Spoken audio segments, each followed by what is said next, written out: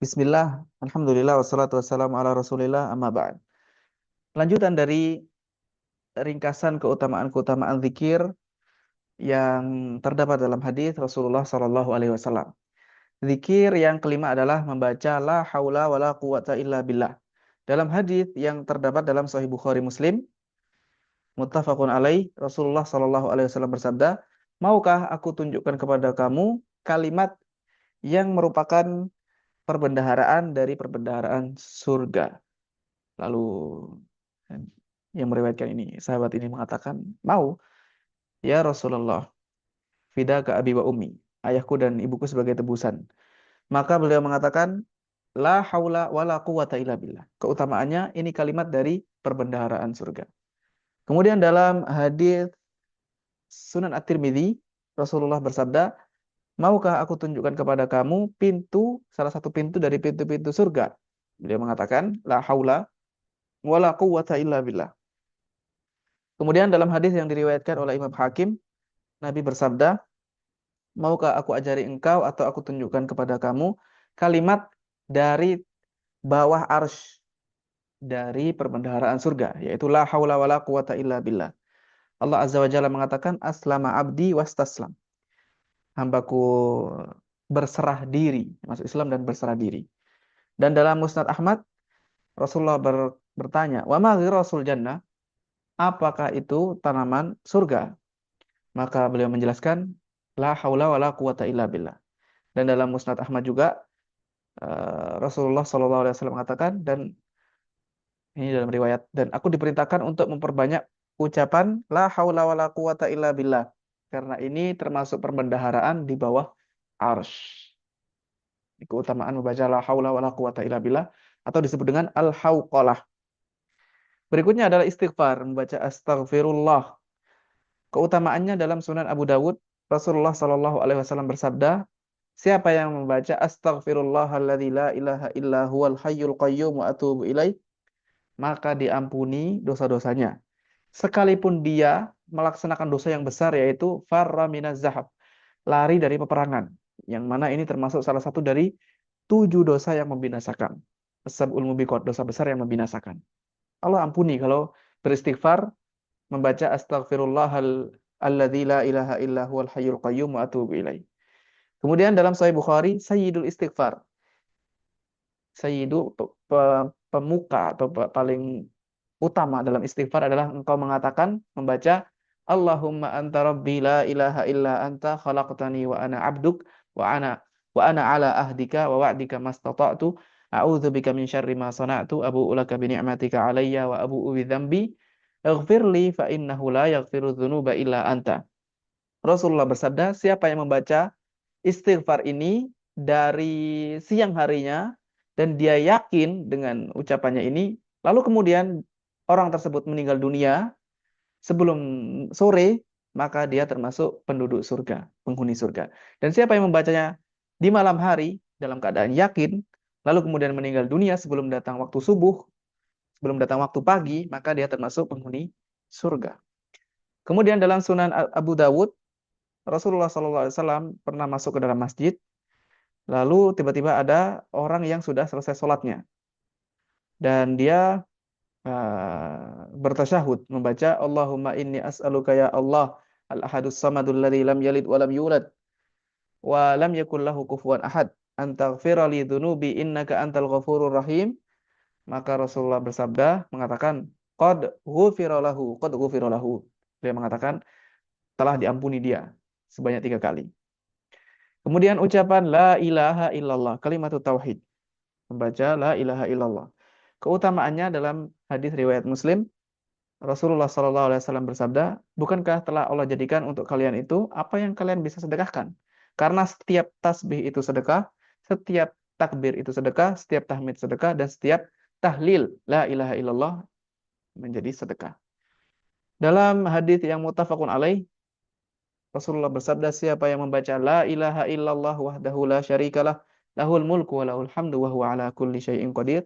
Dalam sehari dia baca 100 kali, maka keutamaannya adalah dia telah dihitung memerdekakan 10 budak. dan dicatat bagi dia 100 kebaikan dan dihapus darinya 100 keburukan. Lalu kemudian dia mendapat penjagaan dari setan pada hari tersebut sampai sore hari. Dan tidak ada orang pun yang mendatangkan sesuatu yang lebih utama dibandingkan yang diucapkan tadi, kecuali kalau ada orang yang mengamalkan lebih banyak dari itu, membaca lebih banyak dari 100 kali. Kemudian dalam Musnad Ahmad, Rasulullah SAW bersabda, siapa yang membaca pada waktu pagi, La ilaha illallah wahdahu la syarikalah lahul mulku wa lahul hamdu yuhyi wa yumitu wa huwa ala kulli syai'in qadir.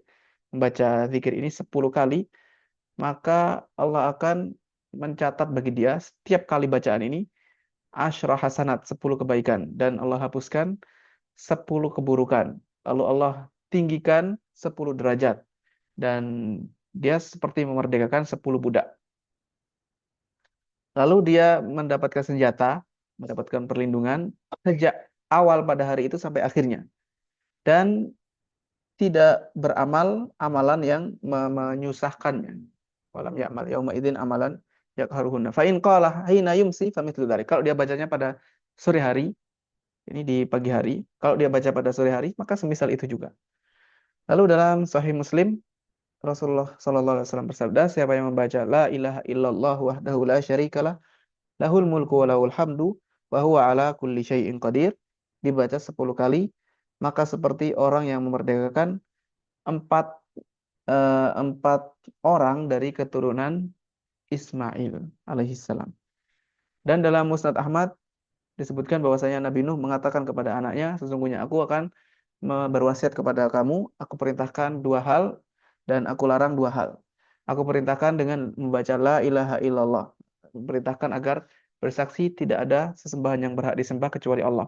Karena sesungguhnya langit-langit yang 7 dan bumi yang 7, seandainya diletakkan di satu daun timbangan, lalu diletakkan la ilaha illallah dalam timbangan yang satunya, maka lebih kuat, lebih berat la ilaha illallah. Dan seandainya langit yang 7, bumi yang 7, semuanya adalah halqatun mubhamatun. Ini adalah suatu lingkaran, maka qasamathunna la ilaha illallah. Masih diungguli, masih lebih unggul, lebih utama la ilaha illallah.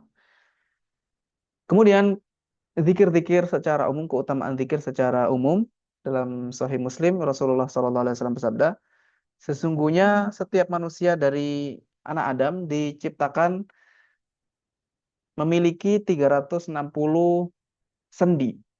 Maka siapa yang bertakbir, kemudian bertahmid, bertahlil, bertasbih, dan beristighfar, kemudian dia menyingkirkan gangguan dari jalan manusia, atau menyingkirkan duri, atau tulang dari jalannya manusia, atau dia juga memerintahkan kebaikan atau melarang dari kemungkaran, sebanyak 360, ya, ada tilka sitin, sebanyak 360 sendi, maka dia berjalan pada hari itu, dia telah dihindarkan dari api neraka. Abu Taubah mengatakan warubbama qala yumsi, ya, pada sore hari. Bukan yamsi tetapi yumsi, pada sore hari. Dalam Sunan An-Nasa'i Rasulullah bersabda, siapa yang bertasbih setiap kali selesai sholatul ghadati, ya, sholat subuh, 100 kali tasbih dan bertahlil 100 kali tahlil la ilaha illallah, maka diampuni dosa-dosanya walaupun sebanyak buih di lautan. Kemudian dalam hadis muttafaqun alaih, ada 2 kalimat ucapan yang keutamanya adalah 2 kalimat ini dicintai Ar-Rahman, yaitu Allah, ringan diucapkan di lisan tetapi berat di dalam timbangan, yaitu subhanallahi wa bihamdih, dan ya, 2 kalimat ini subhanallahi wa bihamdih subhanallahil azim. Kemudian dalam Mu'jamul Kabir yang ditulis oleh Imam At-Tabarani, siapa yang membaca subhanallahi wa bihamdih subhanakallahumma wa bihamdik asyhadu an la ilaha illa anta astaghfiruka wa atubu ilaik, dia ucapkan zikir ini di majelis zikir, maka ini seperti stempel yang menjadi stempel bagi dia. Dan orang yang membaca zikir ini di majlisul laghw, majelis yang sia-sia, maka menjadi kafarohnya, menjadi penghapusnya. Makanya disebut dengan doa kafaratul majlis, menghapus kesalahan-kesalahan di majelis tersebut. Kemudian riwayat yang diriwayatkan Imam Nasai dan At-Tabarani, siapa yang berwudu lalu membaca subhanakallahumma bihamdika asyhadu an la ilaha illa anta astaghfiruka wa atubu ilaik, maka kutiba fi raqqin tsumma tubi'a bi tabain falam yuksar ila yaumil qiyamah. Ini dicatat menjadi catatan yang terus ada sampai hari kiamat. Kemudian dalam Sahih Muslim, siapapun di antara kalian yang berwudu, maka hendaklah fayublighu atau fayusbighul wudu. Dia menyempurnakan wudunya, kemudian membaca asyhadu alla ilaha illallah wa anna muhammadan abdullahi wa rasuluh. Kalau dia baca ini, melainkan dia dibukakan pintu-pintu surga yang 8 dan dia bisa masuk ke pintu manapun yang dia kehendaki. Hadis-hadis ini disahihkan atau dihasankan oleh Al-Imam Syekh Al-Albani rahimahullah ta'ala. Total hadisnya 45. Mudah-mudahan bermanfaat. Wassallallahu wasallam ala nabiyina Muhammad walhamdulillahi rabbil alamin.